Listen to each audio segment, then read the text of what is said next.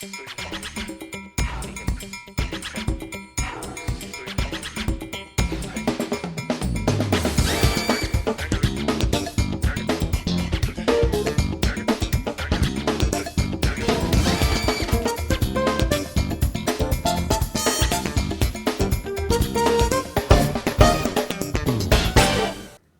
tal? Bienvenidos a Vive Libre, un espacio para prevenir las adicciones. Hoy vamos a abordar un tema del que poco se ha hablado en los medios de comunicación, pero que es muy importante para entender las adicciones: el cerebro adicto. ¿Qué pasa cuando las drogas entran al cerebro?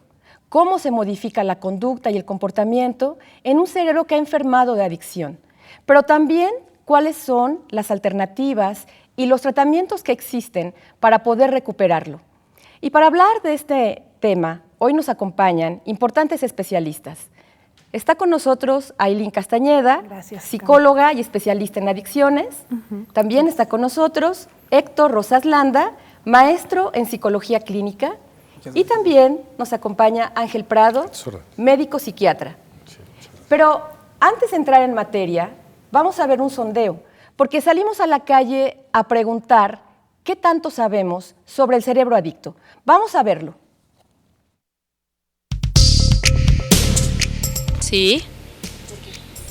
Porque tengo entendido que tienen ciertas sustancias que van matando las neuronas, ¿no? Sí, obviamente te pueden dejar como tontito o retrasado. Por supuesto. Porque pues dañan las neuronas y bueno, entonces es malo para la salud en sí, en general. Sí, claro. ¿Por qué? Pues atrofian todo lo que es el organismo, ¿no? Todo lo que es la parte de la coordinación del cerebro y el cuerpo. Sí, pues porque son que no son naturales. Sí, pues son sustancias que te hacen daño al cuerpo.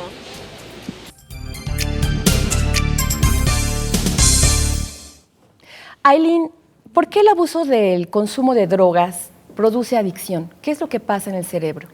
Bueno, con los avances de las neurociencias ahora sabemos que afectan sobre todo un área del cerebro que es muy específica, que se llama la vía del reforzamiento. Esta vía del reforzamiento está conformada por unas estructuras en el cerebro, la mitad del cerebro, nosotros le llamamos cerebro medio o el área mesolímbica, que proyecta a la corteza. La corteza es donde nosotros pensamos y guiamos nuestra conducta. Estas estructuras que están en medio de nuestro cerebro tienen que ver con las emociones también y liberan una sustancia muy particular que se llama dopamina. La dopamina nosotros decimos que tiene un efecto reforzante, es decir, que cuando se libera en el cerebro hace que repitamos una conducta. Les doy otro ejemplo que no es patológico, pero que la gente se comporta como si estuviera en una patología mental: el enamoramiento. No vemos la realidad, vemos al otro maravilloso, sí. Hay mucha liberación de dopamina. También con las drogas existe una excesiva liberación de dopamina más que con otros reforzadores naturales como podría ser la comida o el enamoramiento. Y eso hace que los sujetos vean como algo maravilloso la droga, pero es algo por una sustancia que va afectando más áreas de su conducta y otras áreas del cerebro que hacen que se vuelva patológico. Ya. ¿Y por qué si las drogas generan ese placer, por qué hacen daño? Porque si yo te voy a dar un ejemplo, podríamos decir burdo en un sentido, si cuando tú comes un chocolate, si es algo que te gusta, te sabe bien. Y entonces tú liberarías, por ejemplo, 5 moléculas de dopamina. Pero una droga como la cocaína te libera 50 o 100 moléculas de dopamina. Entonces eso no es natural. El cerebro está diseñado para contender con lo que estamos diseñados naturalmente por evolución, no para estas sustancias que dan un incremento excesivo de la dopamina. Entonces por eso es que la gente se engancha. Y por eso la gente se engancha en estas sustancias y les es difícil soltarla porque el cerebro está leyendo erróneamente un estímulo como algo muy placentero.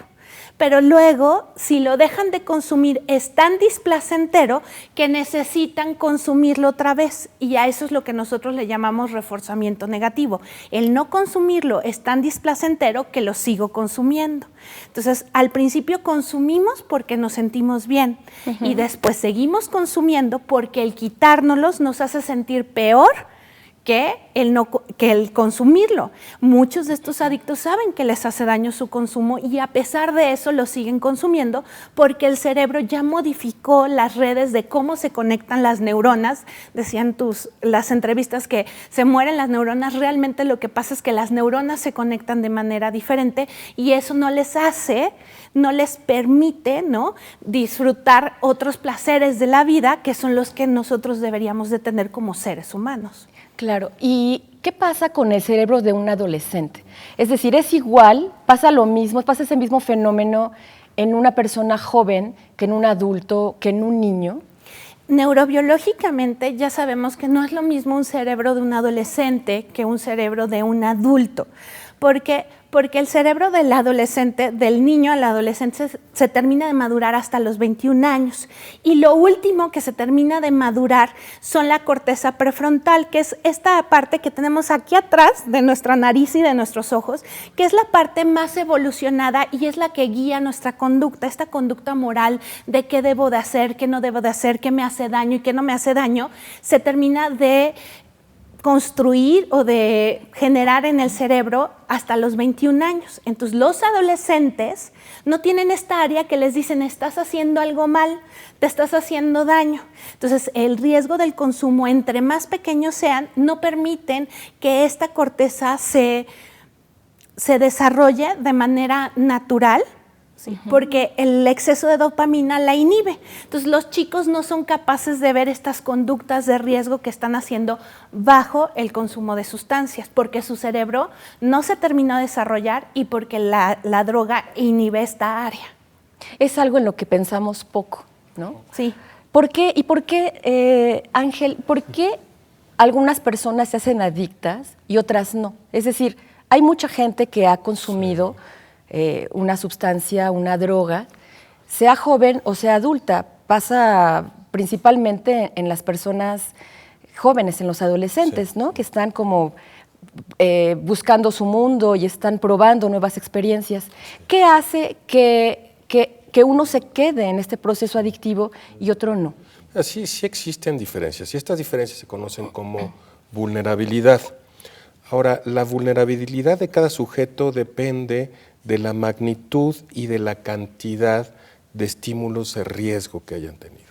Y los estímulos de riesgo pueden ser individuales, biológicos, familiares, sociales. Desde lo biológico te puedo decir que existen diferencias en la vulnerabilidad por sexo, por edad, por raza, etc. Te doy un ejemplo. Hablando la diferencia entre varones y mujeres.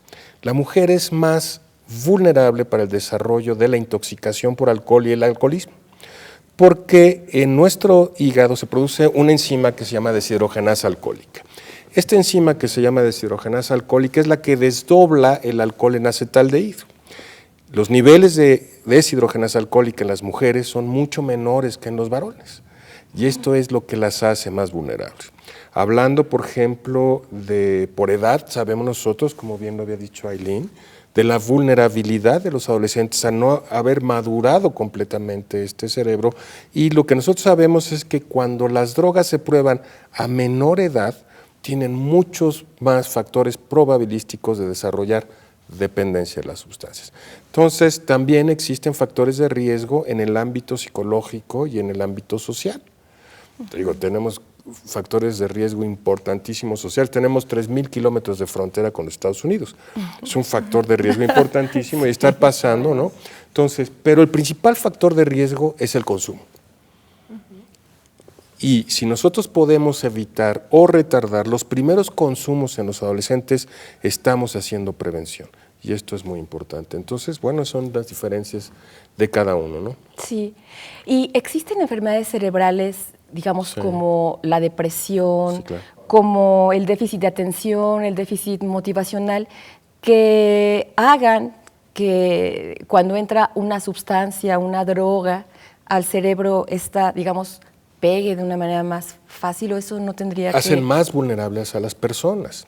Mira, el Instituto Nacional de Psiquiatría ha hecho importantes estudios midiendo cuáles son los factores probabilísticos para que un joven que pruebe una droga desarrolle dependencia en el futuro. Y lo que nosotros hemos visto es que los trastornos del estado de ánimo, fundamentalmente los trastornos depresivos en adolescencia, los trastornos de ansiedad en la adolescencia y los trastornos de déficit de atención con hiperactividad en la adolescencia hacen que los jóvenes sean muchísimo más vulnerables. Y por eso es que surge el modelo de los centros de atención primaria en adicciones, que lo que buscaban en un primer lugar era buscar a los jóvenes vulnerables. Si yo sé cuáles son los jóvenes que están en las secundarias y que tienen trastornos de déficit de atención, que como tú dices tienen trastornos depresivos o trastornos de ansiedad, pues hay que irlos a buscar a las escuelas y hay que darles tratamiento de depresión y hay que darles tratamiento de ansiedad y trastornos, y eso estaríamos haciendo prevención de la dependencia futura. Es decir, no es una cuestión de voluntad. No. Aquí la voluntad no tiene nada que ver. Y como bien decía Ailín, en el cerebro se hacen cambios importantes que se conoce como neuroplastía. Y esto es lo que hace que los jóvenes desarrollen la dependencia. Bueno, pues esto es un tema del que poco se habla y que es muy importante que lo tengamos a la mano para poder ayudar a nuestros hijos, para poder ayudar a nuestros jóvenes. Y bueno, nos vamos a un corte. Antes, vamos a escuchar unos datos interesantes que nos tiene Verónica Gil. La adicción es una enfermedad crónica del cerebro que puede destruir los proyectos de vida de los jóvenes. Se caracteriza principalmente por el consumo compulsivo de drogas, a pesar de las consecuencias nocivas para el que la consume y para los que lo rodean.